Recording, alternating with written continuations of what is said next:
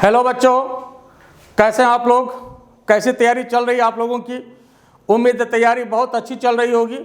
और आज जो हम ये क्लास आपका प्रोवाइड करने जा रहे हैं, यह लेक्चर, इसमें आपकी तैयारी को 4 चांद लगाने वाला है। और ख़ास करके आज जो हम डिस्कस करने वाले हैं काफ़ी इम्पोर्टेंट लॉन्ग क्वेश्चन पर, और ये आपका सेट 1 का क्वेश्चन लॉन्ग क्वेश्चन पर डिस्कस करने वाले हैं। लॉन्ग क्वेश्चन में मैक्सिमम मार्क्स होता है, आपको पता है। ये आपका सभी 55 नंबर का क्वेश्चन होता है। लेकिन ये मान के चले अभी आपके लिए, चूंकि आपका टर्म 1 एग्जाम नहीं हुआ है, टर्म 2 है, तो टर्म 2 के लिए आपका जो है ये आपका डबल हो जाएगा। तो यहाँ देखिए, इसमें हम जो है क्वेश्चन आपको डिस्कस करेंगे लॉन्ग क्वेश्चन, और इसका सॉल्यूशन भी देंगे। और साथ साथ जो मेरे हिसाब से लॉन्ग क्वेश्चन बनता है जिसके आने की बिल्कुल गारंटी होगी, वैसे क्वेश्चन पर भी हम बात करेंगे। ठीक है, देखिए बिल्कुल हम सारे क्वेश्चन का बिल्कुल हमने जो है ये सारा कॉपी रखा है, हार्ड कॉपी। ठीक है, सारा इस पर हमने रिसर्च किया है, काफ़ी मेहनत के साथ आपको हम ये लेक्चर प्रोवाइड कर रहे हैं। इसलिए जो बच्चे हमारे चैनल को सब्सक्राइब ना किए हैं तो सब्सक्राइब कर लें, बेल आइकन भी दबा दें, ताकि आपको हर आने वाला लेक्चर सबसे पहले आपको मिलता रहेगा। ठीक है, अब आइए देखिए, और बच्चों को शेयर भी कर दें ताकि सभी बच्चों को फ़ायदा हो। तो चलिए आइए देखते हैं। सबसे पहला क्वेश्चन आपके पास है, state new Cartesian sign convention, derive the expression -μ1/u plus μ2/v equal to μ2 - μ1/r। यह आपका क्वेश्चन नंबर 15 में है। बस क्वेश्चन नंबर, चूंकि लॉन्ग क्वेश्चन आपका 15 से शुरू होगा, तो 15 में लॉन्ग क्वेश्चन ये आपका पहला है सेट 1 का। ठीक है, और इसको आप ऐसे भी लिख सकते हैं μ2/v - μ1/u equal to μ2 - μ1/r, where refraction occurs from rare to denser medium at convex spherical refracting surface. और μ2 तो ज़्यादा होगा ही μ1 से। और हिंदी में, हिंदी वाले बच्चों, नए कार्तिक चिन्ह परिपाटी का उल्लेख करें। उत्तल गोलाकार सतह पर विरल माध्यम से सघन माध्यम में प्रकाश के अपवर्तन के लिए निम्नलिखित व्यंजक व्युत्पन्न कीजिए, मतलब डिराइव करिए। और व्यंजक आपका यही है, ये तो इंग्लिश हिंदी आपका एक ही बात है। ठीक है, एक्सप्रेशन आपका यही है। और बाकी जो हम लोग इसको निकालेंगे तो उसमें भी इंग्लिश हिंदी में कोई फर्क नहीं पड़ेगा, आपको एक्सप्रेशन निकालना है। ठीक है, थोड़ा सा लैंग्वेज में थोड़ा सा फर्क है, बाकी तो आपको हिंदी वाले बच्चे, इंग्लिश वाले बच्चे सभी के लिए ये बराबर होगा, आराम से दोनों बच्चे पढ़ सकते हैं। तो देखिए, सबसे पहले जो आपका कार्टेशियन साइन कन्वेंशन है, इसमें कोई खास बात नहीं है, आप जानते हैं। देखिए, जैसे कहीं भी कोई भी रिफ्रैक्टिंग सरफेस होता है या कोई भी लेंस होता है, तो उसके लिए आपका ऑप्टिकल सेंटर होता है। और इसके इधर जो भी चीज़ होगा पॉजिटिव होगा, सारा डिस्टेंस पॉजिटिव होगा, और इधर जितना भी होगा ये निगेटिव होगा। मान लीजिए अगर आपका ऑब्जेक्ट इधर है और अगर रे इधर से जाए तो रे के डायरेक्शन में सारा आपका पॉजिटिव होगा, रे के डायरेक्शन में मतलब इधर, और इसके इधर क्या होगा, निगेटिव होगा। इस बात को आपको मेंशन कर देना है, रे के डायरेक्शन में पॉजिटिव और अपोजिट डायरेक्शन में क्या होगा, निगेटिव होगा। ठीक है, और मैथमेटिक्स के हिसाब से जैसा हम लोग लेते हैं, सीधा ये समझ लीजिए ऑरिजिन है, लेकिन यहाँ पर ये ऑप्टिकल सेंटर है, इसके इधर पॉजिटिव और इधर निगेटिव। उसी तरह से इसके ऊपर भी पॉजिटिव और इसके नीचे भी क्या होगा, निगेटिव। तो इसी बात को यहाँ पर मेंशन कर देना है। क्या मेंशन करना है कि रे के डायरेक्शन में, रे ऑफ लाइट, प्रकाश के किरण के डायरेक्शन में जितनी भी दूरी होगी वो पॉजिटिव होगी, और इसके विपरीत डायरेक्शन में क्या होगा, निगेटिव होगा। ठीक है, और प्रिंसिपल एक्सिस से ऊपर पॉजिटिव होगा और इसके नीचे क्या होगा, निगेटिव होगा। बस इस बात को आपको मेंशन कर देना, बाकी कुछ लिखने की जरूरत नहीं है, इतना सफिशिएंट है इसके लिए। अब आइए, चूंकि मेजर क्वेश्चन इसमें आपका जो बनता है वो ये क्वेश्चन आपका मेजर बनता है, तो आइए इसको हम लोग समझते हैं। ये आपका मेजर क्वेश्चन है, तो जरा ध्यान दीजिए, इसमें क्या करना है, इसको प्रूफ करना है। जरा देखिए, ये आपका एक मेजर क्वेश्चन बनता है जिसको कि आपको प्रूफ करना है।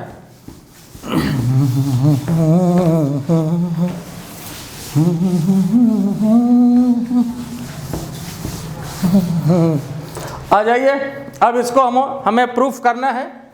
तो इसके लिए एक हम लोग डायग्राम बनाते हैं। डायग्राम थोड़ा सा बढ़िया से बनाना है और सावधानी से बनाना है। क्या करना है, देखिए, इधर वाला रेरर मीडियम लेना है और इधर वाला क्या करना है बाबू, डेंसर मीडियम लेना है। इधर रेरर लेना है और इधर डेंसर मीडियम लेना है, ठीक है। अब यहाँ देखिए, इधर का रिफ्रैक्टिव इंडेक्स क्या लेना है, μ1 लेना है, और इधर का रिफ्रैक्टिव इंडेक्स क्या लेना है, μ2 लेना है। चूंकि आपको कह रहा है किसके लिए, कॉन्वेक्स, तो ये आपका कॉन्वेक्स कर्व्ड सरफेस होगा, कॉन्वेक्स स्फेरिकल सरफेसेस के लिए है, ठीक है। अब यहाँ पर जरा ध्यान दीजिए, मान लीजिए कि ऑब्जेक्ट आपका यहाँ पर है, तो रे कैसे जाएगी, ये आपका ऑब्जेक्ट है, यहाँ से रे ऐसे जाएगी। दूसरी बात देखिए, यहाँ से रे ऐसे जाएगी। अब क्या होगा, यह जो है आपका ऑप्टिकल सेंटर है, ये ऑप्टिकल सेंटर है, और कहीं ना कहीं तो यहाँ पर सी होगा। मान लीजिए यहाँ पर ये सेंटर ऑफ कर्वेचर होगा, कहीं ना कहीं तो सी होगा। अब सवाल ये है कि रे जब यहाँ पर पहुँचेगी तो इसके बाद कैसे जाएगी। देखो, कोई भी रे आफ्टर रिफ्रैक्शन, हालांकि ये रिफ्लेक्शन के लिए भी लागू होता है, कैसे जाएगी ये डिसाइड कौन करेगा, नॉर्मल डिसाइड करेगा। ये डिसाइड कौन करेगा, नॉर्मल डिसाइड करेगा। तो जरा देखिए, यहाँ पर हम लोग, ये सी है, तो यहाँ से हम लोग नॉर्मल एक खींच लें, ये लाइन जो हो जाएगा इसके लिए नॉर्मल हो जाएगा। इधर वाला रिफ्रैक्टिव इंडेक्स μ2 है।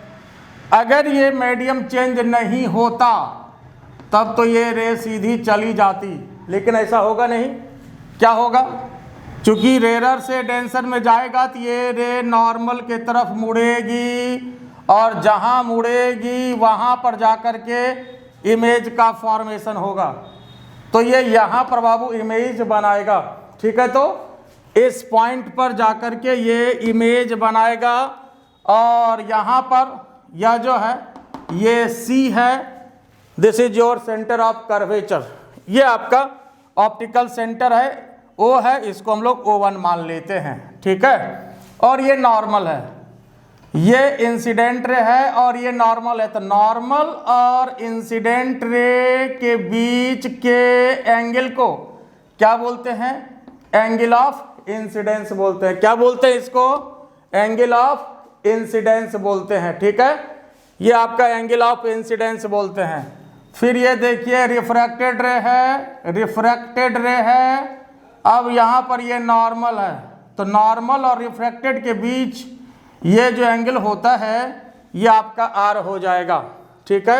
ये आई हो गया, ये आर हो गया। बाकी ये एंगल अपने मन से आप जो है मान सकते हैं। मान लेते हैं इसको अल्फा मान लेते हैं, बीटा मान लेते हैं, इसको हम लोग गामा मान लेते हैं, कुछ भी इसको मान लीजिए, ठीक है।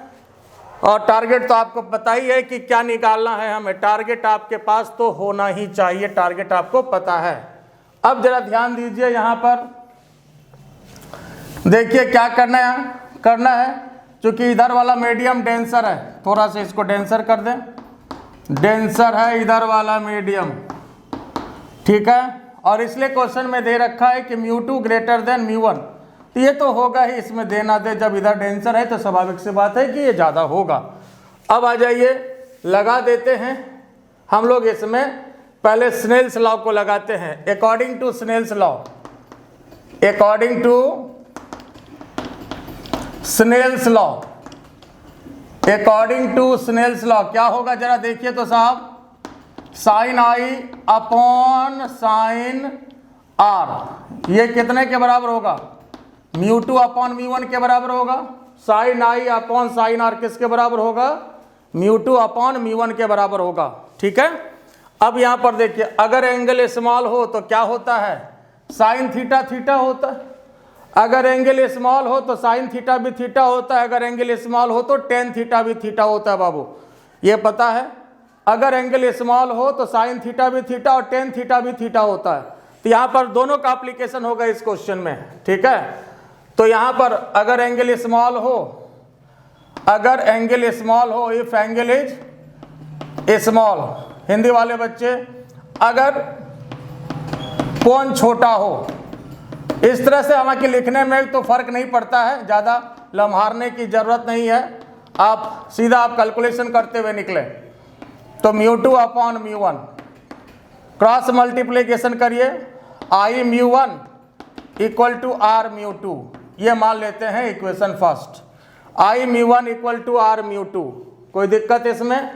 ठीक है, बोले इसमें कोई दिक्कत है? I μ1 इक्वल टू R μ2, ठीक है। तो यहां पर इसको इक्वेशन फर्स्ट ले लेते हैं। अब मेरा टारगेट I और R का है। अब जरा देखिए, ये वाला ट्रायंगल में कुछ नाम दे देते हैं। ये वाला ट्रायंगल हम लोग कंसीडर कर रहे हैं। ये देखिए, ये लाइन कहाँ गया? ये सी पर गया है ये लाइन, कुछ इसको नाम देते हैं P। तो ये ट्रायंगल जरा देखिए, तो PO1C, इस ट्रायंगल के हिसाब से ये नॉर्मल वाला लाइन है और ये एक्सटीरियर एंगल है, बाहरी एंगल।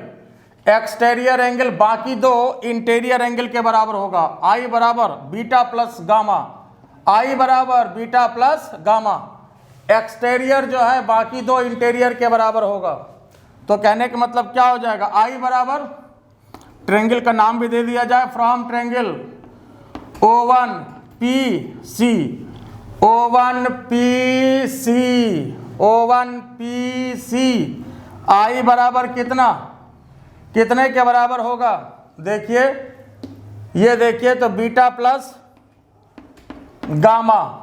एक्सटीरियर एंगल बाकी दो इंटीरियर, ये वाला ट्रायंगल में ले रहे हैं, तो बीटा प्लस गामा, ये हो गया। I बराबर, देखते चलिए, I बराबर बीटा प्लस गामा, ठीक है। तो अब आ जाइए, I की बात हो गई।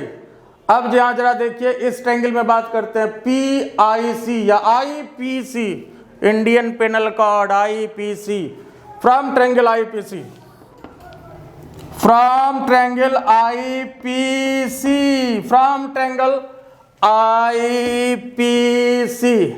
और ये भी बारी बारी से हम सारे क्वेश्चन को सॉल्व करेंगे, ठीक है। सभी क्वेश्चन जो भी आपका सेट में है और इम्पोर्टेंट क्वेश्चन सभी सॉल्व करेंगे, ठीक है। इसलिए आराम से आप लोग पढ़ते जाइए और एकदम उसको अपना बनाते चलिए। और ये बता दें कि एक आपका ये क्वेश्चन और दूसरा जो इसमें आपका होता है, एक लेंस मेकर फॉर्मूला, ये हमारे तरफ से है, जो कि आपका सेट 5 में दिया हुआ है। लेंस मेकर फॉर्मूला, इसमें इस क्वेश्चन में और लेंस मेकर फॉर्मूला में एक क्वेश्चन रहने की गारंटी है ना। एक जो अभी हम बता रहे हैं आपको, इसमें और लेंस मेकर फॉर्मूला में एक क्वेश्चन रहने की गारंटी है। बिल्कुल आप देखिएगा, आपका इससे क्वेश्चन रहेगा, ठीक है। तो यहाँ पर जो है, अब आ जाइए IPC। तो यहाँ पर गामा एक्सटीरियर एंगल है, तो गामा इक्वल टू कितना हो जाएगा? R plus alpha, R plus alpha. तो R कितने के बराबर हो जाएगा? R इक्वल टू कितना हो जाएगा? R equal to gamma minus alpha. I और R मिल गया, फर्स्ट में यहाँ पर हम लोग पुट कर देंगे। I R मिल गया, फर्स्ट में हम लोग इसको पुट कर देंगे। बोलिए, यहाँ तक हो गया? तो ऊपर इसको मिटा दें, ठीक है। देखते चलिए, थोड़ा मैं साइड भी हो लेता हूँ। जिन बच्चों को स्क्रीनशॉट लेना हो तो आप ले सकते हैं, ठीक है। अब देखिए, साइड हो लेता हूँ थोड़ा, यहाँ तक कोई दिक्कत तो नहीं है?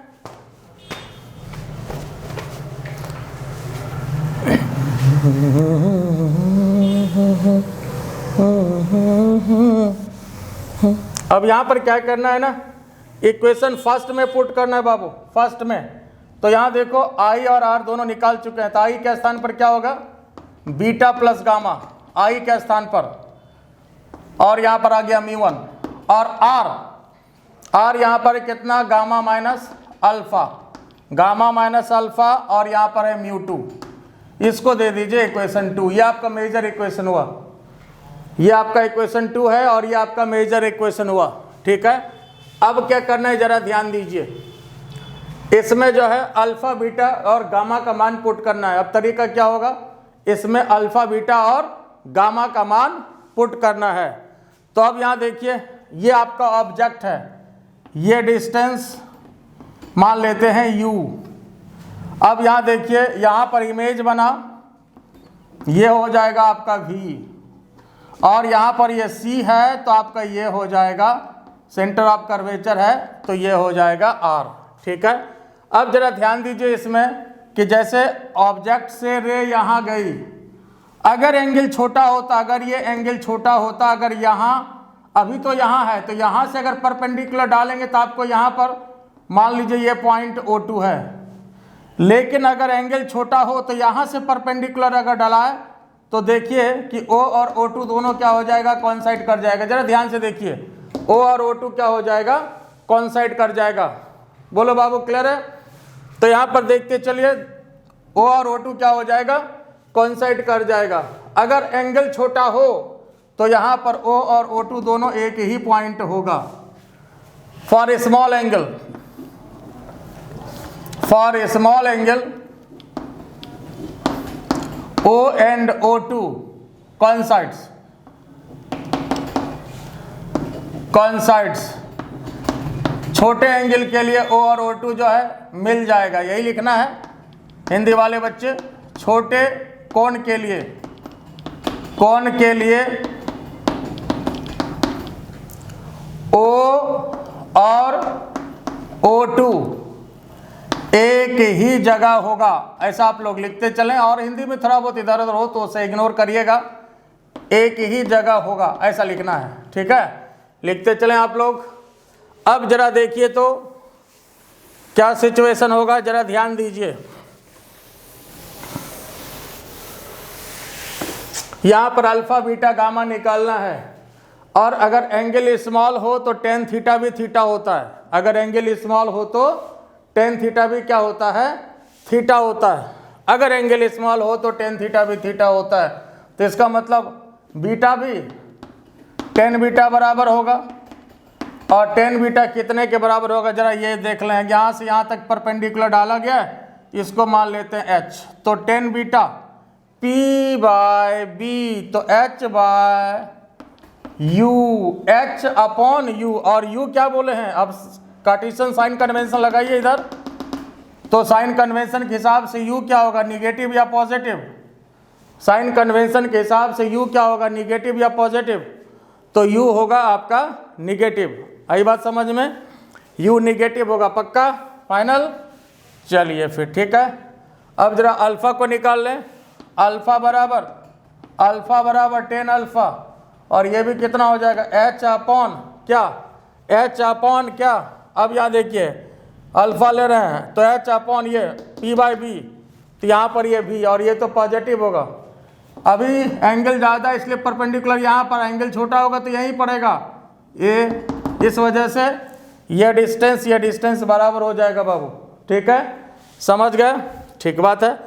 अल्फा निकल गया, बीटा निकल गया, अब गामा बराबर टेन गामा भी ले लीजिए, तो टेन गामा क्या हो जाएगा, फिर p बाई बी लगाइए, h बाई आर हो जाएगा ये आपका, h अपॉन आर।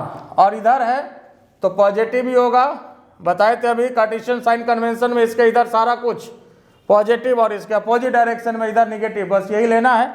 ठीक है, और इसके ऊपर तो पॉजिटिव लेते ही हैं, h का वैल्यू पॉजिटिव है ही। ये क्लियर हो गया। अब क्या करना है, इसको इक्वेशन 2 में पुट कर देना है। क्या करना है, इसको इक्वेशन 2 में पुट कर देना है। जैसे ही इक्वेशन 2 में पुट करेंगे ना, तो जो टारगेट है वो आपको मिल जाएगा। इक्वेशन 2 में जैसे पुट करेंगे तो टारगेट आपको मिल जाएगा। बोलिए, अब यहाँ तक कोई दिक्कत है? बोलिए, ये क्लियर हुआ या नहीं, ये समझ गए? तो अब क्या करना है, इस सभी को पुट कर देना है। अब इस डायग्राम को मैं हटा देता हूँ, अब इसकी कोई ज़रूरत नहीं है। जिन्हें स्क्रीनशॉट लेना हो तो आप ले लें, लिख लें, इसको मिटा दूँ।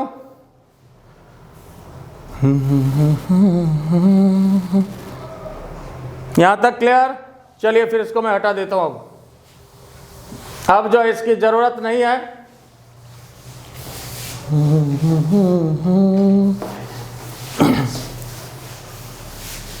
देख लीजिए। अब आ जाइए from equation 2। From equation 2 beta के स्थान पर h बाई यू माइनस में, h बाई यू माइनस में बीटा के स्थान पर आ गया। अब गामा के स्थान पर h बाय आर, ठीक है, और उसके बाद μ1 अपने जगह पर। फिर चलिए अब गामा के स्थान पर क्या होगा, गामा के स्थान पर आ जाइए, गामा के स्थान पर h अपॉन आर, ठीक बात है। गामा पहलवान तो बैठ गया। अब आ जाइए अल्फा के स्थान पर, अल्फा के स्थान पर क्या होगा, h by V, h by V. उसके बाद आएगा यहाँ पर μ2। अब देखिए h को यहाँ से कॉमन कर लेते हैं, लीजिए h को कॉमन किया, यह आ जाएगा 1 by R minus 1 by U, μ1 अपने जगह पर, यहाँ भी h को कॉमन किया, 1 by R minus 1 by V, μ2 अपने जगह पर। h आपका इससे साफ हुआ, ठीक है, तो h साफ हुआ। और यहाँ पर μ1 को अंदर डालिए, μ1 upon R minus μ1 upon U equal to μ2 upon R minus μ2 upon V. अब देख लीजिए यू भी वाले को एक साथ कर लीजिए, इसको इधर कर लीजिए, μ2 by V minus μ1 by U equal to, इसको उधर जैसे ही करिएगा तो μ2 माइनस μ1 अपॉन आर हो गया आपका प्रूफ, है ना। तो यही आपका टारगेट था और ये आपका प्रूफ हो गया, ठीक है। और एक बार फिर सुन लीजिए, ये क्वेश्चन तो आपका सेट 1 में है ही, 15 नंबर का क्वेश्चन, और मेरे तरफ से एक ये क्वेश्चन और इसके बदले आपका एक रिफ्रैक्शन फार्मूला, ये तो आपका कर्व सरफेस पर हुआ, और मेरे तरफ से जो रहेगा वह होगा lens maker formula. Lens maker formula, या तो ये क्वेश्चन या तो लेंस मेकर फार्मूला, इस दोनों में एक क्वेश्चन रहेगा बाबू, इस दोनों में एक क्वेश्चन। और लेंस मेकर फार्मूला आपका सेट 5 के क्वेश्चन में दिया गया है, ऑफिशियल मॉडल पेपर में, ऑफिशियल सेट 5 में लेंस मेकर फार्मूला है।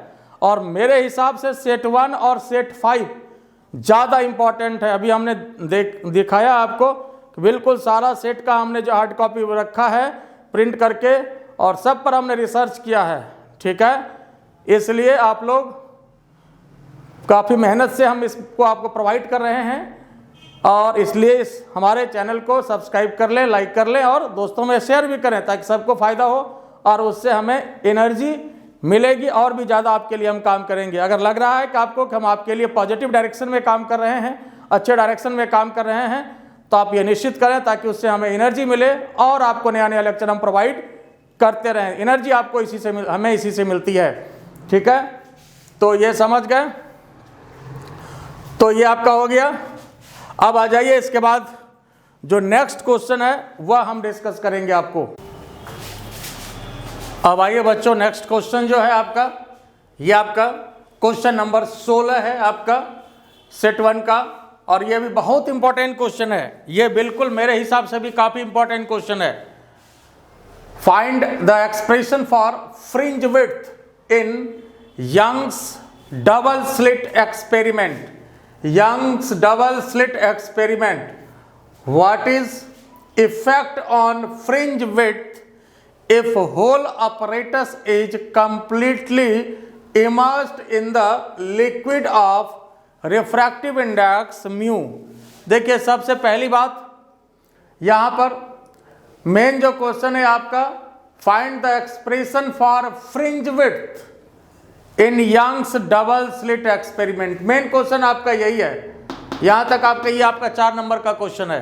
फिर उसके बाद ये 1 नंबर का क्वेश्चन है, what is effect on fringe width if whole apparatus is completely immersed in the liquid of refractive index mu. ये आपका सिर्फ 1 नंबर का क्वेश्चन, ये मेन क्वेश्चन है, तो ये 4+1 है, 4 आपका मेनली यहाँ तक क्वेश्चन है मेन क्वेश्चन, इधर ये 1 नंबर का क्वेश्चन है। तो ये इसका तो आंसर हो जाएगा सीधा जो दूसरा पार्ट है कि फ्रिंज विड्थ जो है वो डिक्रीज कर जाता है, नैरो हो जाता है, छोटा हो जाता है। कैसे होता है ये आपको इस बताने के बाद हम डिस्कस करेंगे, लेकिन बस इसका एक लाइन का आंसर है कि fringe width will be narrow, या डिक्रीज कर जाता है फ्रिंज विड्थ डिक्रीजेस। अगर हम यंग्स डबल स्लिट एक्सपेरिमेंट को अगर हम पानी में डाल दें तो वैसे स्थिति में फ्रिंज विड्थ घट जाता है, छोटा हो जाता है।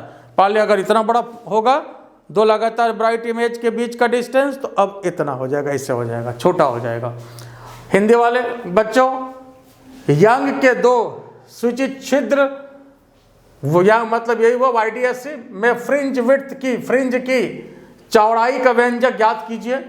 यदि पूरे उपकरण को, बस मेन क्वेश्चन आपका यहीं तक है, यदि पूरे उपकरण को पूरी तरह से अपवर्तनांक म्यू के तरल में डुबा दिया जाए तो फ्रिंज विड्थ की चौड़ाई क्या होगी, फ्रिंज विड्थ की चौड़ाई क्या होगी, मतलब फ्रिंज की चौड़ाई क्या होगी, आप कहिए हिंदी वाले बच्चों। और बाकी सॉल्यूशन में तो कोई फर्क नहीं पड़ता है, उसमें तो आपका कैलकुलेशन है, हिंदी इंग्लिश आपका एक समान रहेगा, उसमें कहीं कोई दिक्कत वाली बात नहीं।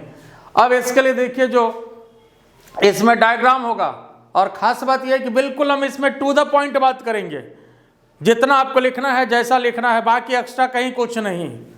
और ध्यान रहे, यह क्वेश्चन मेरे हिसाब से भी बहुत इंपॉर्टेंट है, और इस क्वेश्चन में या एक और क्वेश्चन इसके बदले अगर बाय चांस अगर ये नहीं पूछता है, लेकिन प्रियोरिटी इसी को है, मेरे तरफ से भी इसी को प्रियोरिटी है, इसके बदले हाइगेन्स प्रिंसिपल वाला क्वेश्चन पूछा जाएगा। हाइगेन्स प्रिंसिपल, इस दोनों में भी एक क्वेश्चन रहने की बच्चों गारंटी है। हाइगेन्स प्रिंसिपल जो कि आपको आपके सेट मॉडल सेट में भी आपको ये देखिए, आपको दिखेगा सेट 5 में दिया गया, ये देखिए आपका हाइगेन्स प्रिंसिपल, ये आपका सेट 5 में है। और हमने जो कहा था रिफ्रैक्ट, यहाँ पर लेंस मेकर फॉर्मूला देख लीजिए, लेंस मेकर फॉर्मूला भी आपके पास, ये आपका क्वेश्चन नंबर 15 में सेट 5 है, ये आपका देखिए, ये सेट 5 है, ठीक है, ये देखिए सेट 5 है, दिख रहा होगा आपको, सेट 5 है। तो हालांकि ये मेरे हिसाब से भी यही ज़्यादा इंपॉर्टेंट है, अगर ये नहीं पूछा तो फिर वैसे स्थिति में हाइगेन्स प्रिंसिपल, इस दोनों में एक के रहने की गारंटी है, इस दोनों में एक के रहने की गारंटी है बच्चों। तो आइए हम समझते हैं, यहाँ पर देखिए अब कैसे इसको निकालेंगे, ठीक है। अब इसका डायग्राम जरा देखिए, तो ये S1 है, स्लिट का मतलब होता है छिद्र। यंग्स डबल स्लिट एक्सपेरिमेंट में दो छिद्र लेते हैं, ये एक S1 है और ये S2 है, और ये आपका D है, दोनों के बीच का डिस्टेंस D है। और यहाँ पर ये ब्राइट इमेज बना, बीच में जो इमेज होता है, central image is always bright, central image जो होता है हमेशा ही ब्राइट होता है, सेंट्रल इमेज हमेशा ही ब्राइट होता है।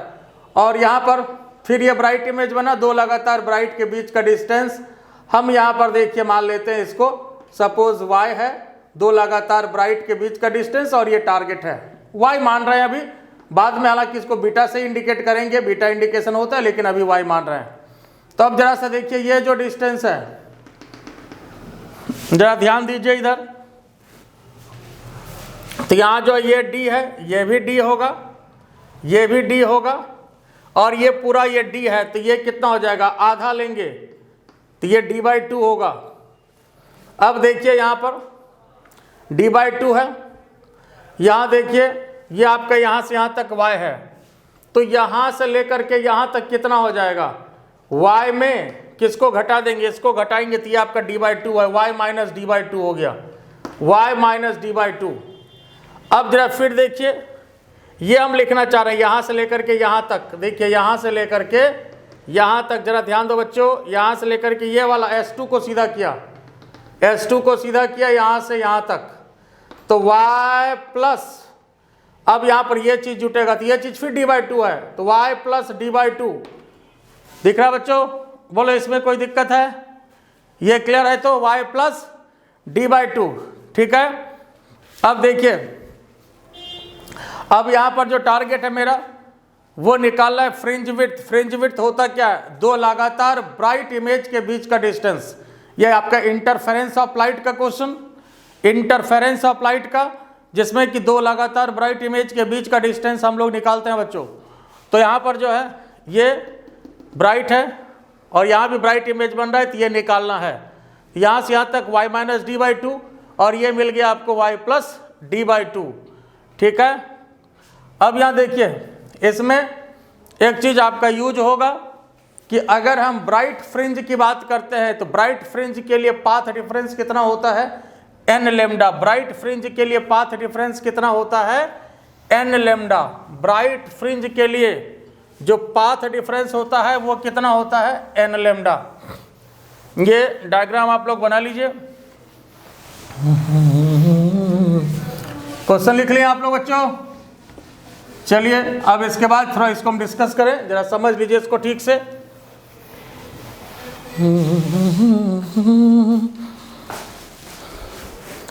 अब यहां पर टारगेट हमारा फ्रिंज विड्थ का है। टारगेट किस चीज का है, फ्रिंज विड्थ का है। अब यहां देखिए इसके लिए एक चीज यूज होगा इसमें, इसको याद रखना है। We have path difference. Path difference किसके लिए, ब्राइट इमेज के लिए। फॉर ब्राइट इमेज कितना होता है, path difference del X equal to n lambda. पहले तो अब यहाँ पर इसको याद रखिएगा, यूज होगा इसमें। और पाथ डिफरेंस हम लोग निकालेंगे। पाथ डिफरेंस होता क्या है, देखिए यहाँ पर ये स्लिट S2 है, ये S1 है, तो S1P, ये S1P ज़्यादा होगा या S2P ज़्यादा होगा, इसमें क्या दिख रहा है आपको, S2P बड़ा लग रहा होगा। देखिए S2P ज़्यादा है, S1P कम है, तो S2P में S1P को घटा देंगे, तो ये पाथ डिफरेंस होता है। पाथ डिफरेंस कितना होगा, पाथ डिफरेंस कितना होगा, डेल एक्स। इसके लिए क्या करेंगे, S2P में S1P को घटा देंगे, S2P में S1P को घटा देंगे, तो यह जो मिलेगा बच्चों ये पाथ डिफरेंस मिलेगा। ऐसे भी देखिए ये ज़्यादा है, ये कम है, ज़्यादा में कम को घटाएंगे, पाथ डिफरेंस मिलेगा।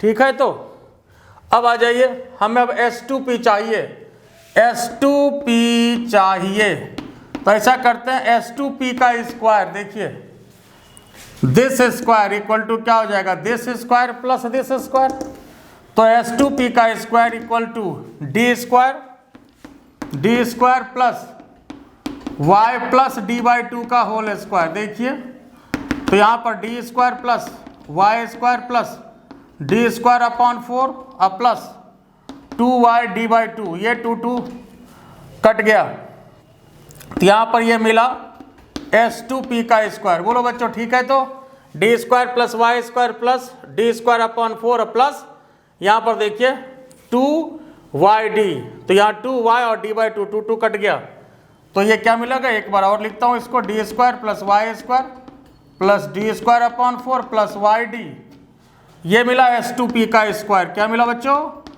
S2P का स्क्वायर। क्या मिला, S2P का स्क्वायर। अब क्या करना है जरा देखो, इसमें ये आपको S2P का स्क्वायर मिला। अब क्या करना है, S1P को निकालना है, S1P का स्क्वायर। तो फिर क्या करना पड़ेगा बच्चों, देखो बाबू यहाँ पर S1P का square, S1P this square equal to this square plus this square, this square equal to this square plus this square, तो D square plus y minus D by two का होल स्क्वायर, ये कितना हो गया, देखते चलिए मेरे साथ साथ बोलते चलिए, D square plus Y square plus D square upon 4 minus 2y by two, 2 गया, क्या बचा, D square plus Y square plus D square upon 4 minus YD, ये मिला S1P का स्क्वायर, ये मिल गया। ठीक है, तो ये S1P का स्क्वायर मिला। अब ऐसा करते हैं कि S2P के स्क्वायर में S1P के स्क्वायर को घटा देते हैं, S2P के स्क्वायर में S1P के स्क्वायर को घटा देते हैं, तो देखते हैं कि क्या मिलता है। S2P के स्क्वायर में क्या करना है बाबू, यहाँ पर S2P के स्क्वायर में S1P के स्क्वायर को घटाना है। ठीक है, तो यहाँ तक क्लियर। थोड़ा सा मैं ऊपर मिटा देता हूँ।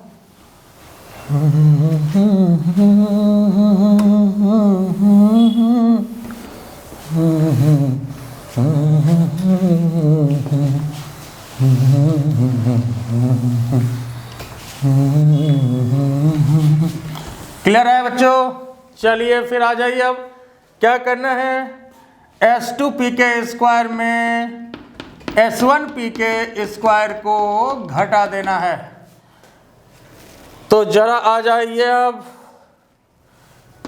D square plus Y square plus D square upon 4 plus Y D. अब घटाना है S1P के स्क्वायर को minus D square plus Y square plus D square upon 4 minus Y D. ठीक है बच्चों? तो देखिए इसमें क्या क्या कटेगा, देखिए डी स्क्वायर माइनस है, ये कटेगा, वाई स्क्वायर ये कट हो गया, ये भी कटेगा, और माइनस माइनस प्लस और ये भी प्लस, दोनों मिला करके बाबू हो जाएगा 2yd। ठीक है, तो दोनों मिला करके हो जाएगा 2yd, और ये मिला S2P का स्क्वायर माइनस S1P का स्क्वायर। ठीक है बच्चों? अब यहाँ देखो, तो ये ए स्क्वायर माइनस बी स्क्वायर का रूप है, ए स्क्वायर माइनस बी स्क्वायर का रूप है। तो इसको क्या करते हैं, थोड़ा मैं साइड भी हो लेता हूँ, आप लोग देख लीजिए, लिख लीजिए, स्क्रीनशॉट ले लीजिए।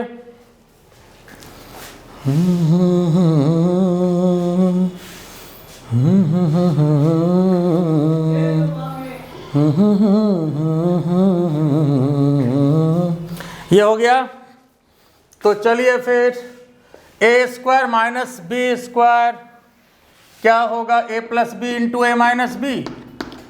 तो ये ए प्लस बी इंटू ए माइनस बी, ये मिला 2yd।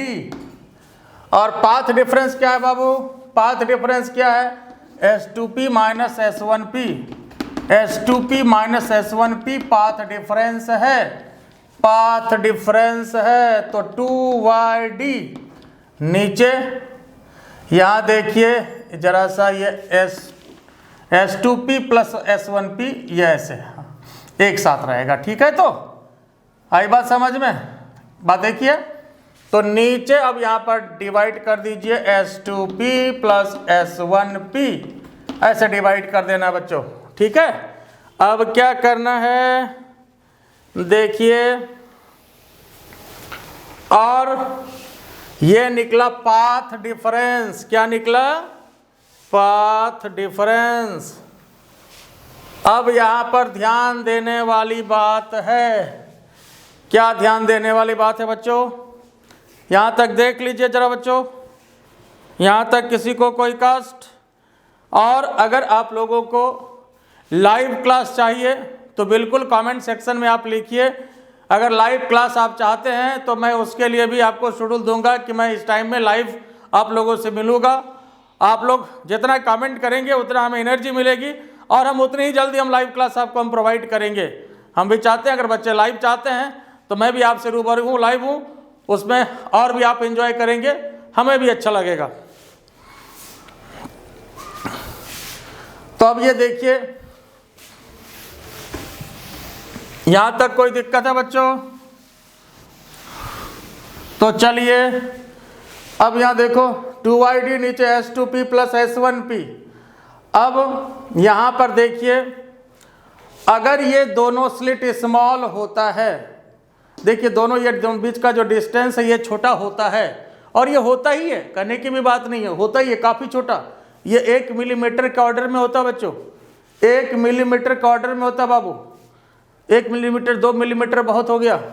तो वैसे स्थिति में जो ये डिस्टेंस है मेरा S1P और S2P, ये लगभग बराबर हो जाएगा S2P और S1P, S2P और S1P लगभग बराबर, और ये हो जाएगा D के बराबर, है ना, क्योंकि डिस्टेंस दोनों के बीच स्मॉल होता है, distance between slit is small.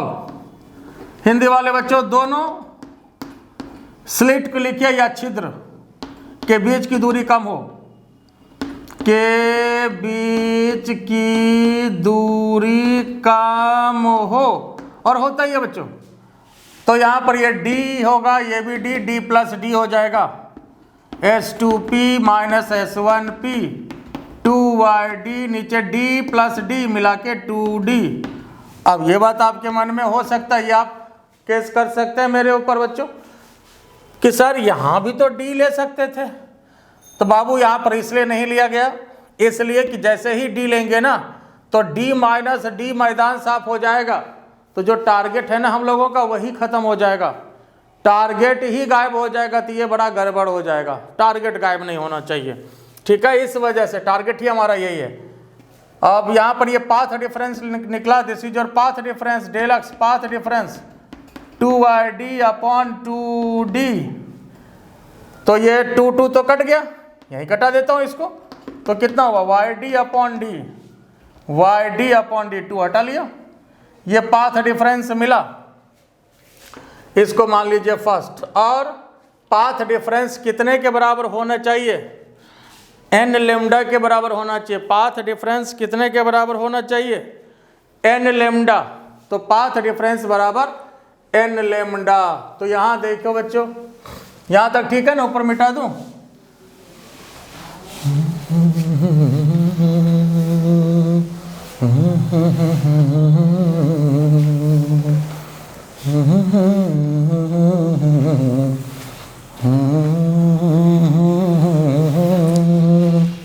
Clear है बच्चों।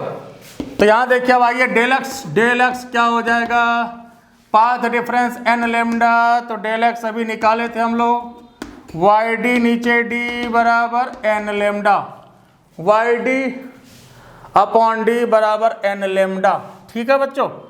तो अब यहाँ देखो y निकाला, टारगेट y का है n lambda D upon D, ये हो गया।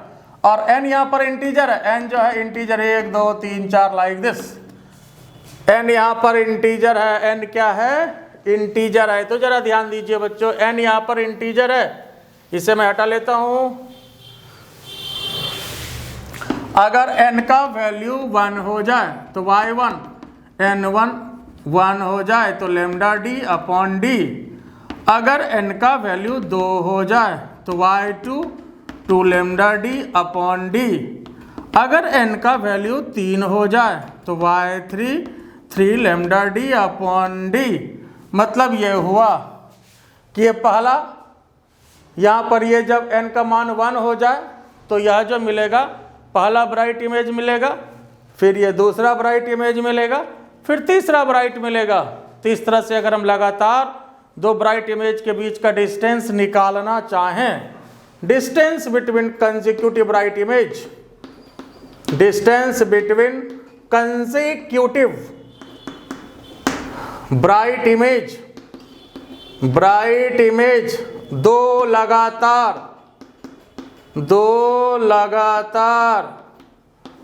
है ना।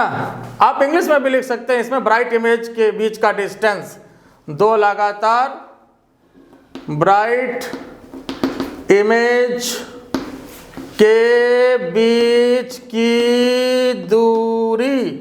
तो आपको क्या करना बच्चों, y3 में y2 को घटा दीजिए या y2 में y1 को घटा दीजिए, बात एक ही है। y3 माइनस y2 तो मिलेगा 3 lambda D upon D minus 2 lambda D upon D, ये लेमडा D अपॉन D।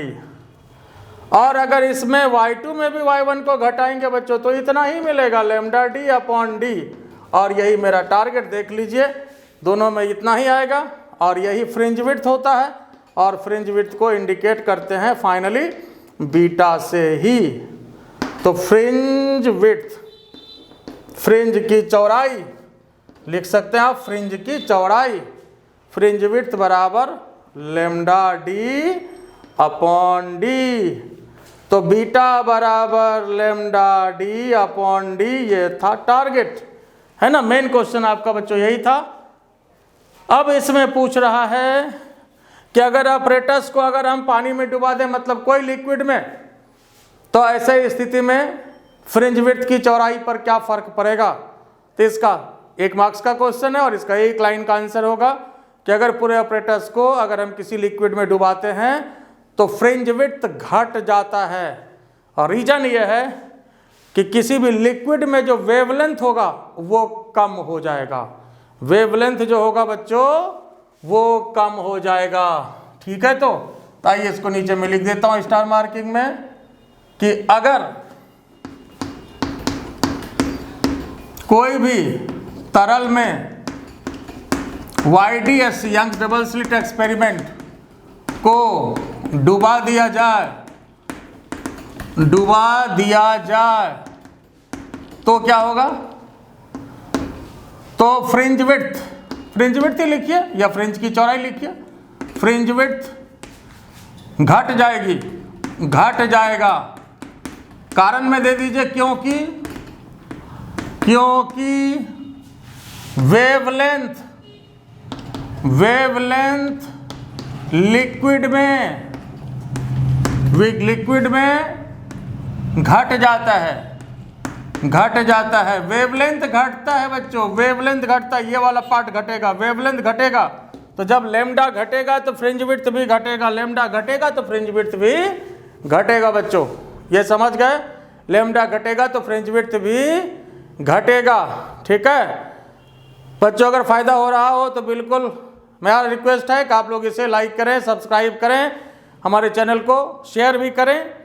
ठीक है, ताकि इस तरह का और हम लेक्चर आपको प्रोवाइड करते रहें। अगर लग रहा है कि आपको हम बिल्कुल आपके लिए पॉजिटिव डायरेक्शन में मेहनत कर रहे हैं तो फिर लाइक करें, सब्सक्राइब करें, शेयर करें, इससे हमें एनर्जी मिलेगी और बढ़िया लेक्चर हम आपको जो है प्रोवाइड करते रहेंगे और सबसे पहले मिलेगा। इसके लिए बेल आइकन भी दबाएं। आइए फिर अब नेक्स्ट धमाका क्वेश्चन हम करने जा रहे हैं, इसका नेक्स्ट सुपर क्वेश्चन। अब देखिए बच्चों, नेक्स्ट आपका इंपॉर्टेंट क्वेश्चन है रेक्टिफायर। क्वेश्चन नंबर ये आपका 17 है। रेक्टिफायर, व्हाट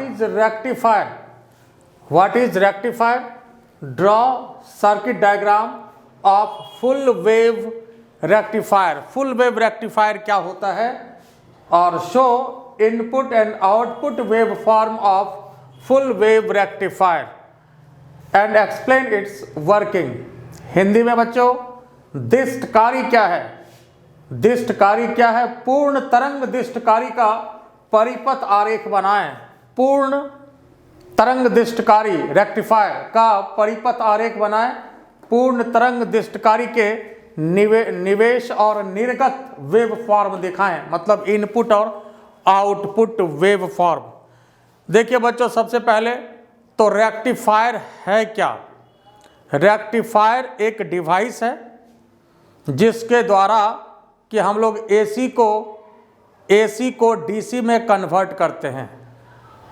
इस प्रोसेस को ही कहा जाता है रेक्टिफिकेशन, और यह जो डिवाइस होता है इसको बोला जाता है रेक्टिफायर। यह प्रोसेस रेक्टिफिकेशन कहलाता है, और यह जो इंस्ट्रूमेंट होता है जो ऐसा कर पाता है उसे कहते हैं हम लोग रेक्टिफायर। क्या कहते हैं बच्चों? रेक्टिफायर बोलते हैं। ठीक है, तो देखिए रेक्टिफायर ऐसे दो तरह का होता है, हाफ वेव रेक्टिफायर और फुल वेव रेक्टिफायर। यहाँ पर हम फुल वेव रेक्टिफायर, चूंकि आपको इंपॉर्टेंट क्वेश्चन में सेट 1 में दिया हुआ है, लेकिन हाफ वेव भी पूछ सकता है। दोनों का एक ही जैसा है, थोड़ा सा फर्क है। ठीक है, देखो इसमें होता क्या है फुल वेव रेक्टिफायर में, जैसे ये आपका एसी इनपुट है, ये इसका देखिए वेव फॉर्म है, एसी इनपुट है। तो इसमें क्या होता है कि यहाँ देखिए जो आउटपुट मिल रहा है, यहाँ पर देखिए ये पॉजिटिव हाफ साइकिल है, ये निगेटिव हाफ साइकिल है, फिर ये पॉजिटिव हाफ साइकिल है, ये निगेटिव हाफ साइकिल है। पॉजिटिव में भी आउटपुट मिल रहा है और निगेटिव में भी आउटपुट मिल रहा है। पॉजिटिव में भी आउटपुट मिला, फिर निगेटिव में भी आउटपुट मिला। तो इस तरह से दोनों में यहाँ पर हमें आउटपुट मिल रहा है। खास बात इसकी यह है कि दोनों में क्या हो रहा है, आउटपुट हमें मिल रहा है, ये खास बात है। इस वजह से इसको हम लोग फुल वेव रेक्टिफायर बोलते हैं कि पॉजिटिव में भी मिल रहा है और निगेटिव में भी मिल रहा है। और हाफ वेव में क्या होता है, सिर्फ पॉजिटिव में मिलता है, निगेटिव में नहीं मिलता है। ठीक है, और होता क्या है कि फुल वेव रेक्टिफायर में हम लोग दो पीएन जंक्शन डायोड, ये जो आप देख रहे हैं सर्किट डायग्राम में, यहाँ पर एक डायोड है और एक डायोड यहाँ पर है, दो पीएन जंक्शन डायोड यूज करते हैं। फुल वेव रेक्टिफायर में दो पीएन जंक्शन डायोड यूज करते हैं और हाफ वेव रेक्टिफायर में एक पीएन जंक्शन डायोड यूज करते हैं।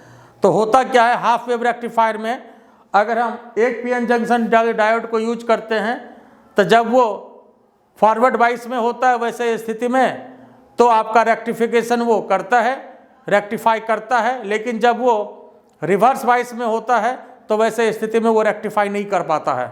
इस वजह से एक बार हाफ वेव रेक्टिफायर में इसमें होगा, ये खत्म हो जाएगा, ये नहीं होगा, फिर ये होगा, ये नहीं होगा, ये फर्क है दोनों में।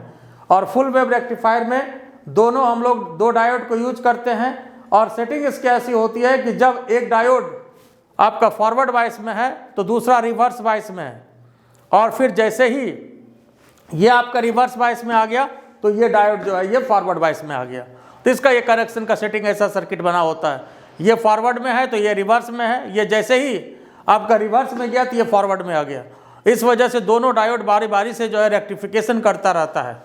इसको समझने के लिए एक ऐसा प्रैक्टिकल तौर पर एग्जाम्पल दे रहे हैं, ऐसे समझिए कि मान लीजिए आपको कि अगर 24 घंटा काम लेना हो और अगर आपके पास एक लेबर हो तो फिर क्या होगा, वो 12 घंटा मान लो काम कर रहा है और 12 घंटा आपका काम डिस्टर्ब हो रहा है, 12 घंटा तो फिर वो सोएगा, आराम करेगा, आपका काम नहीं होगा। तो इस वजह से अगर हमको 24 घंटा आउटपुट चाहिए, 24 घंटे अगर हमें काम कराना है तो उसी तरह का मान लीजिए अगर हम 2 लेबर रख लें, 2 आदमी रख लें, वैसा जो अगर एक आदमी काम कर रहा है तो उसमें उसको आराम करने दे दीजिए, फिर जब 12 घंटा ये काम किया फिर आप इसको रेस्ट में भेज दीजिए और उसको वर्क में लगा दीजिए फिर।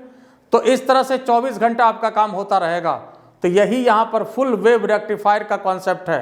इसमें क्या होता है कि 2 पीएन जंक्शन डायोड यूज होता है और इसके वजह से रेक्टिफिकेशन जो है आपको हमेशा मिलता रहता है, और यही जो है इसका ये सर्किट डायग्राम है और ये इसका वेव फॉर्म है। ठीक है, उम्मीद है ये आपको समझ में आ गया होगा। और थोड़ा सा हम इसको लिखा देते हैं, है ना, लेकिन पहले इसे आप ले लीजिए स्क्रीनशॉट, फिर इसको हम इसका वर्किंग लिखा देते हैं आपको। देखिए बच्चों, इसमें लिखना क्या है, सिंपल बात है। तो ये बताया हमने, रेक्टिफायर एक डिवाइस है जो कि क्या करता है, एसी को डीसी में कन्वर्ट करता है। ठीक है, अब इसमें जो लिखना है आपको सिंपल भाषा में लिखिए, in the full wave rectifier 2 PN junction diode are used. 2 PN junction diode का यूज किया जाता है। These diode are connected in such a manner. इस डायोड, दोनों डायोड को इस तरह से कनेक्ट किया जाता है, इस तरह से कनेक्ट किया जाता है ताकि एक डायोड जब आपका फॉरवर्ड बाइस में हो तो दूसरा diode, then another diode D2 will be in reverse biased, and if D1 becomes in reverse bias, है ना।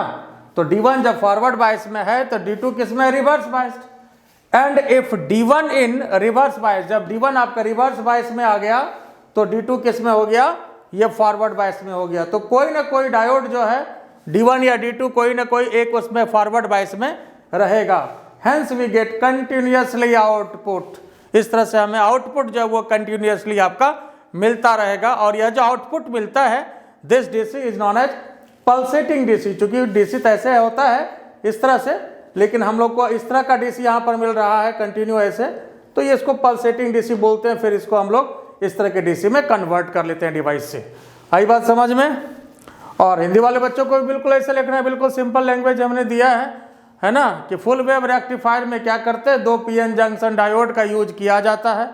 और यह डायोड इस तरह से कनेक्टेड होता है कि जब एक डायोड फॉरवर्ड बाइस में होता है तो दूसरा रिवर्स बाइस में, और जब पहला चला गया रिवर्स में तो दूसरा फॉरवर्ड में चला गया, और इस तरह से कंटिन्यूसली आउटपुट हमें मिलता रहता है।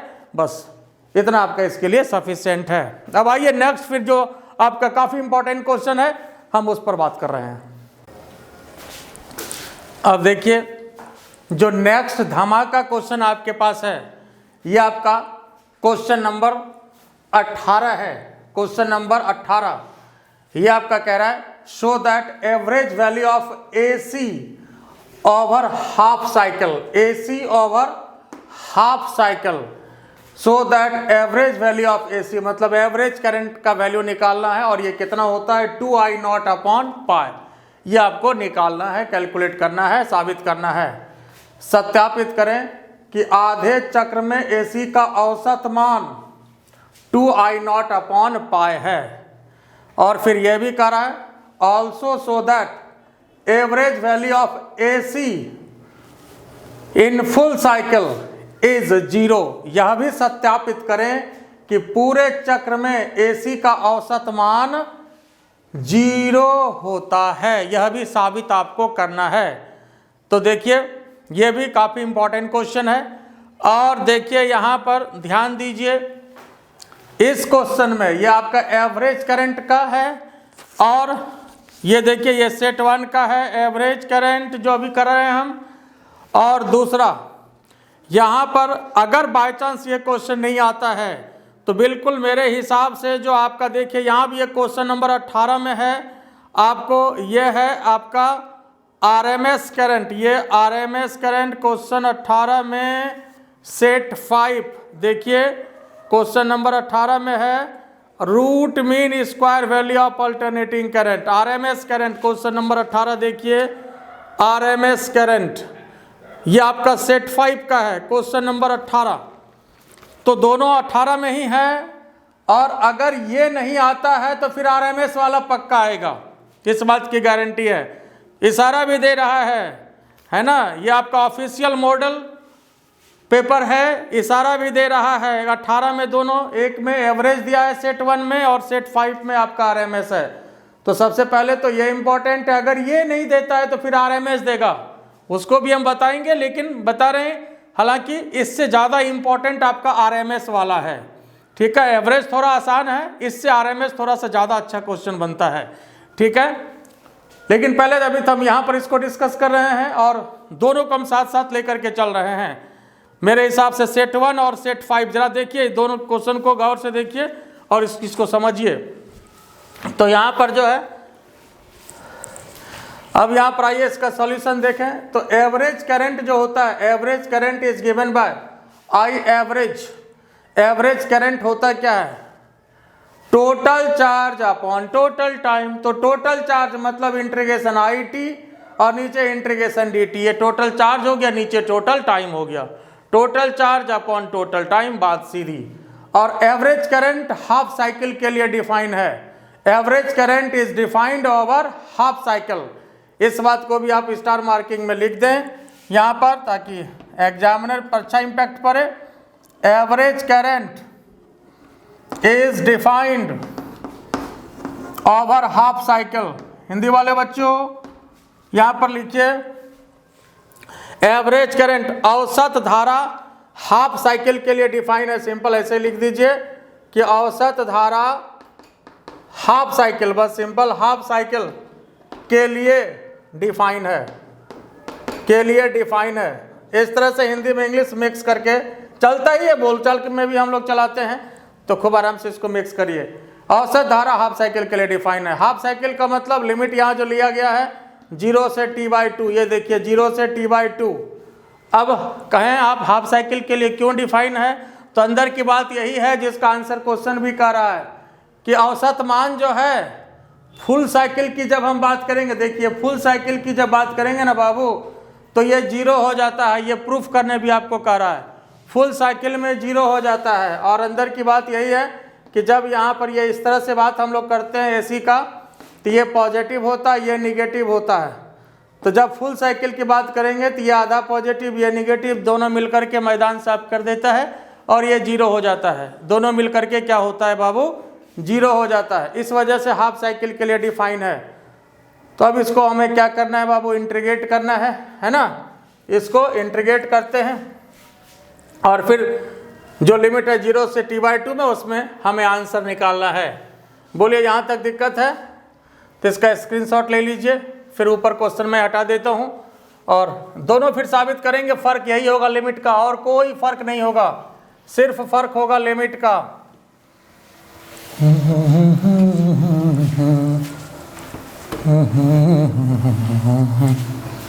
देखिए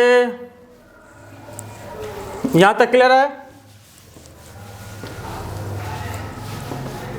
तो अब यहाँ आ जाइए, आई एवरेज क्या होगा, I0 कॉमन निकल गया, integration sine omega T dt 0 से t/2, नीचे इंटीग्रेशन dt तो t हो गया और 0 से t/2। अब आ जाइए साइन ओमेगा टी का इंटीग्रेशन। साइन थीटा कैसे क्या होता है इंटीग्रेशन, माइनस कॉस थीटा, तो माइनस साइन ओमेगा टी, है ना। साइन थीटा का differentiation cos theta, integration minus sine theta का डिफरेंशिएशन होता है cos theta, integration minus cos theta, तो साइन का माइनस कॉस ओमेगा टी और इस ओमेगा से नीचे डिवाइड करना है, ये हो गया। और बाकी तो यहाँ पर ये t/2 माइनस 0 तो t/2 होगा और यहाँ पर भी t/2 लगा दें, ठीक है। तो देखते चलिए, अब यहाँ देखिए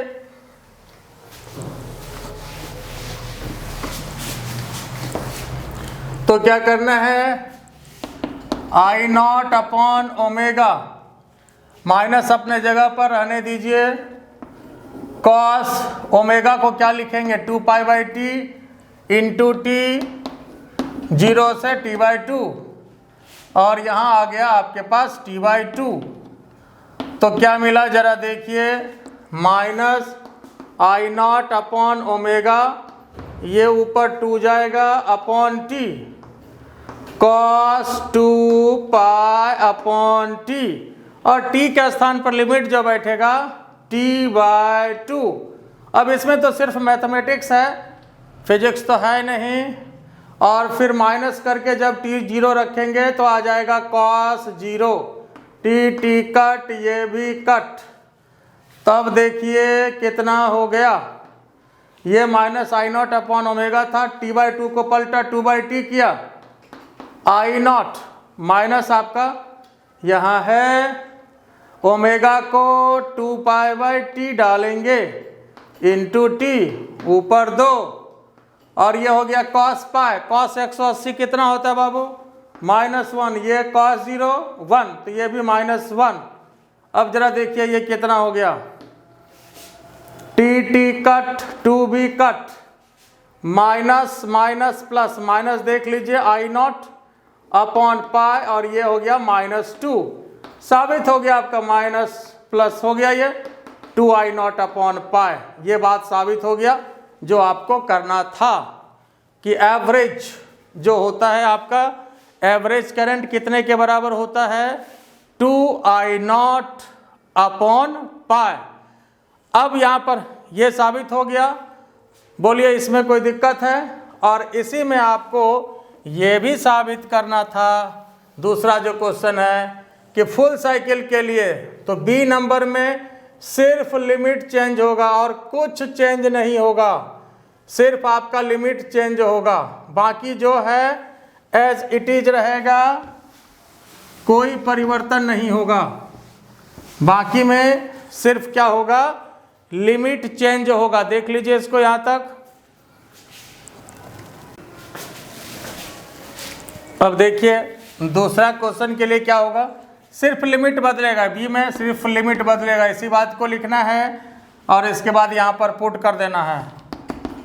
तो आई एवरेज I0, नीचे यहाँ ओमेगा, माइनस अपने जगह पर कॉस ओमेगा टी 0 से t अपॉन टी अपने जगह पर, और ऐसा करें टी इसके साथ अटैच कर देता हूँ, माइनस I0 ओमेगा के स्थान पर 2π/t इंटू टी, कॉस, अब ओमेगा को लिखते हैं 2π/t इंटू टी, तो इसके स्थान पर जैसे कैपिटल टी देंगे और माइनस फिर कॉस 0 हो जाएगा। तो जरा देख लीजिए बच्चों कितना हो गया, ये खत्म ये खत्म। अब देखना इसमें यही बात है कि यहाँ देखिए cos 2π मतलब cos 360, ये भी 1, बाकी cos 0 ये भी 1, तो 1 - 1 मैदान साहब, बाकी इधर कुछ भी रहे अब कोई फर्क पड़ने वाला नहीं है।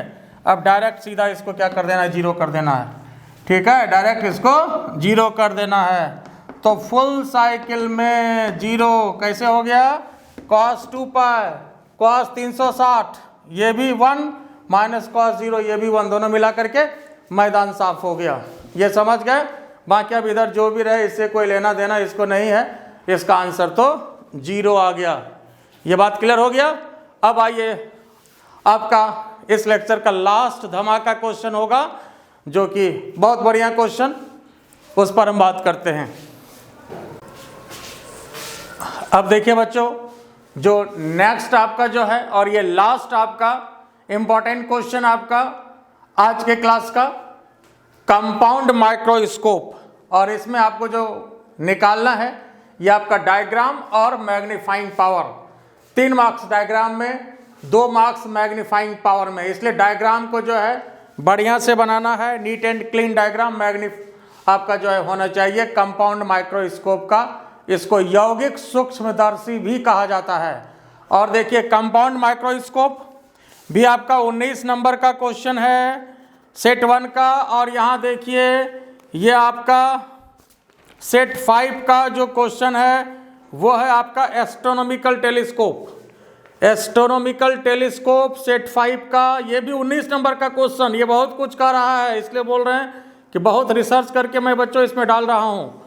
तो इस दोनों में एक क्वेश्चन रहने की गारंटी है, या तो कंपाउंड माइक्रोस्कोप या एस्ट्रोनॉमिकल टेलीस्कोप, लेकिन इसमें ज़्यादा चांस आपका यही है, कंपाउंड माइक्रोस्कोप ही रहेगा। ठीक है, कंपाउंड माइक्रोस्कोप, इसका ये डायग्राम, इसमें 2 कन्वेक्स लेंस का यूज होता है। एक आपका ऑब्जेक्टिव कहा जाता है, दूसरा आई पीस जो ऑब्जेक्ट के तरफ है, यह ऑब्जेक्टिव, और जो आई पीस यहाँ ये जो देखिए ये आपका जो आई साइड के तरफ है, इसको हम लोग आई पीस बोलते हैं। इसमें क्या होता है ना, कंपाउंड माइक्रोस्कोप में डबल मैग्निफिकेशन होता है। इसमें 2 बार मैग्निफिकेशन हो जाता है। पहले तो जब ऑब्जेक्ट को रखा जाता है कॉन्वेक्स लेंस के सामने यहाँ पर, ठीक है, तो एक बार मैग्निफिकेशन कब होगा बच्चों, जब ऑब्जेक्ट को हम लोग कहाँ पर रखें, C और F के बीच में, है ना, C और F के बीच जब रखेंगे तो वैसे स्थिति में मैग्निफिकेशन होगा, और फिर यहाँ मैग्नीफाइड इमेज बना। फिर जब ये इसके फोकस के भीतर पड़ता है, जो कि ये UE हुआ, इसके फोकस के भीतर जब पड़ता है तो ऐसे स्थिति में ये काफ़ी बड़ा इमेज बना देता है, जो कि ये आपका सिंपल माइक्रोस्कोप का केस होता है। यह जो है सिंपल माइक्रोस्कोप का केस बना देता है। जब ये फोकस के भीतर पड़ता है तो ऐसे स्थिति में ये डबल मैग्निफिकेशन आपका हो गया, और इसमें ये UO हुआ, ये इमेज बनाया, O फॉर ऑब्जेक्टिव, ये VO हुआ, और ये UE object distance for eyepiece, और यहाँ पर ये image distance for eyepiece, और यही आपका D के बराबर है, जो कि least distance of distinct vision कहलाता है ना, least distance of distinct vision. अब यहाँ पर देखिए, इसमें जब मैग्निफिकेशन की बात करते हैं, मैग्निफिकेशन आवर्धन क्षमता जिसको बोलते हैं, आवर्धन क्षमता जो दिया जाता है मैग्निफिकेशन, तो height of image upon height of object, मतलब P double dash Q double dash, नीचे आपका PQ, ये आपका फार्मूला होता है, ये आपको पता है, height of image upon height of object.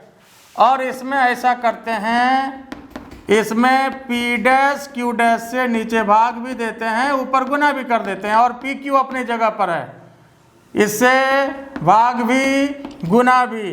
फायदा क्या होगा, फायदा ये होगा कि अब ये टर्म देखिए, P double dash Q double dash, नीचे P डैश Q डैश, ये आपका मैग्निफिकेशन हो गया किसका, इसका आई पीस का, इसको ME लिख रहे हैं बच्चों, और यहाँ पर P dash Q dash upon PQ, मतलब दिस अपॉन दिस, ये जो हो गया, ये हो गया MO, तो इसको लिखेंगे ME और इसको लिखेंगे MO, और ये मैग्निफिकेशन होता है। लेकिन ये फाइनल आंसर नहीं होगा।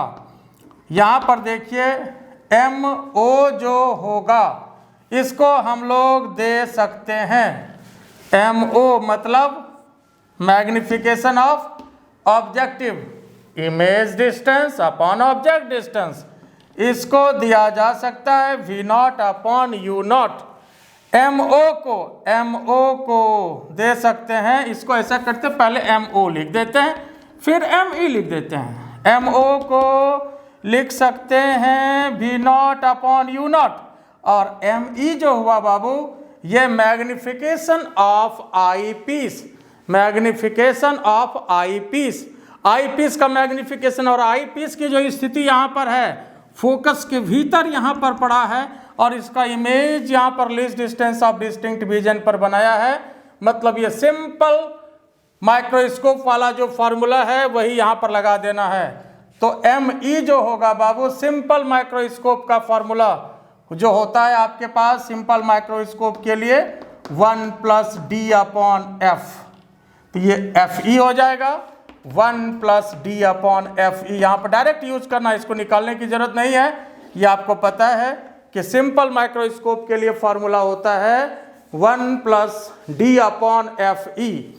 तो 1+D/F होता है, लेकिन चूंकि ये आई पीस है बाबू इस वजह से तो V0/U0 1+D/FE। और चूंकि इसमें 2 ही नंबर है तो इसलिए ज़्यादा इसको ब्लेंदी नहीं करना, इसको बिल्कुल डायरेक्ट बैठाना है। 3 नंबर आपके पास तो डायग्राम में था, डायग्राम साफ सुथरा बनाना है बाबू, ठीक है। और 2 नंबर आपका मैग्निफिकेशन में है, तो इतना इसके लिए सफिशियंट है इस क्वेश्चन के लिए, ठीक है। तो आज का लेक्चर कैसा लगा आप हमें ज़रूर बताएंगे, ठीक है।